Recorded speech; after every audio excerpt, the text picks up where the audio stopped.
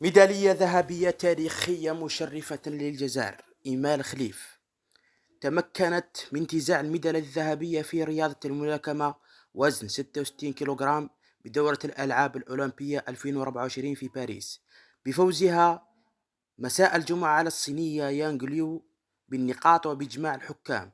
وهذه ثانية ميدالية ذهبية للجزائر في باريس بعد ذهبية لاعبة الجمباز كيليان مور، وأول ميدالية ذهبية أولمبية لرياضية جزائرية بعد مع العداء نورية بنيندا في سباق 1500 متر ألعاب سيدني 2000، حيث تمكنت إيمان خليف من دخول التاريخ بحصولها على هذه الميدالية التاريخية، وستبقى لها ذكرى في حياتها، حيث دخلت التاريخ من بابه الواسع، وسيتذكرها جميع الجزائريين.